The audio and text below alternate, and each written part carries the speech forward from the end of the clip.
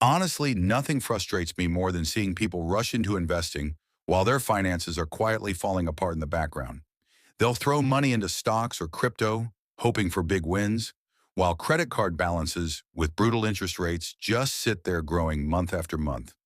It's like pouring water into a broken container and acting surprised when nothing fills up.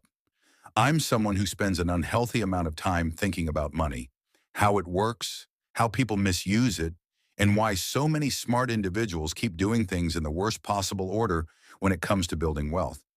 If you actually want to understand how investing should work, step by step, rather than just chasing whatever sounds exciting, this video is for you. Here's a reality check that catches most people off guard. A huge portion of Americans don't even have a basic emergency cushion. Many people have only a few $100s set aside for emergencies, less than what they spend each month on a car payment. And yet those same people are asking whether they should buy individual stocks or jump into crypto. That's like shopping for a sports car when you can't afford to fix the one you already own. The truth is simple but uncomfortable. There is a correct order to investing your money, and following it can save you tens of thousands of dollars over your lifetime. Ignoring it usually does the opposite. Most people skip this order because it's boring. It's not flashy. There's no thrill in building a foundation. Everyone wants the exciting part without doing the work that actually matters. Today, I'm going to walk you through the proper sequence for investing your money so you can grow wealth efficiently while avoiding the mistakes that quietly destroy progress. Some of this may surprise you, especially why employer matching should come before almost everything else, and why health savings accounts are far more powerful than most people realize. Before we get into the steps, let's talk about why order matters so much. Think about building a house. You wouldn't start by picking out countertops and light fixtures if the foundation was cracked and the roof leaked. But that's exactly what people do financially. They invest in trendy funds while carrying high-interest debt that guarantees losses no matter how well the market performs.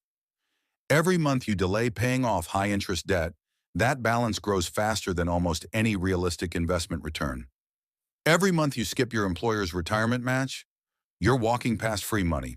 And every dollar you invest in taxable accounts before using tax-advantaged ones is a dollar you didn't need to give to the IRS. The very first step, before investing a single dollar, is building an emergency fund. I know it's boring. I know it's not what people want to hear. But an emergency fund isn't just about surprise expenses. It's about stability. It prevents panic decisions. It stops you from selling investments at the worst possible moment or falling back into debt when life happens. Instead of obsessing over a huge number, start small. Get your first $1,000 saved as fast as possible. Then build toward 1 month of expenses. After that, work toward 3 months. Breaking it into stages makes it realistic and sustainable. Once that safety net exists, the next step is eliminating high-interest debt. Anything with a rate high enough to reliably beat market returns needs to go. Credit card debt is the biggest offender here. Carrying it while investing doesn't make you disciplined. It makes the math work against you. Paying off high-interest debt is one of the few guaranteed returns you'll ever get. A dollar used to eliminate 20% interest is a dollar earning 20% risk-free.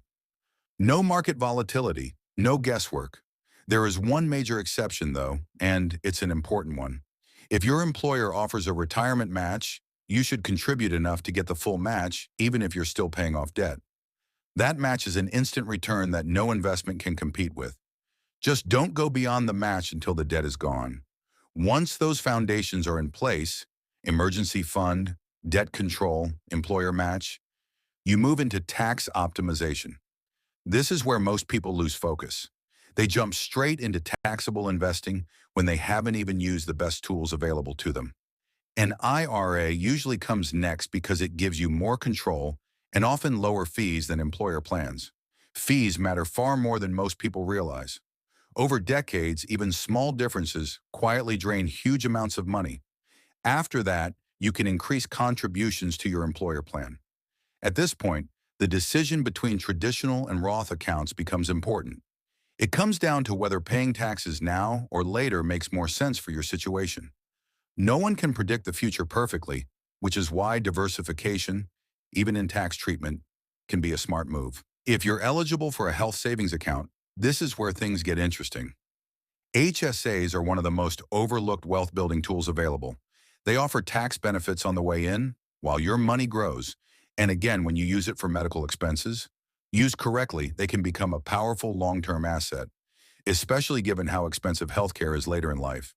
After maximizing tax-advantaged accounts then, and only then, does taxable investing make sense.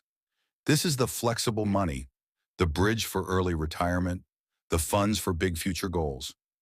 But it works best when it's the final step, not the starting point. Most people never make it this far.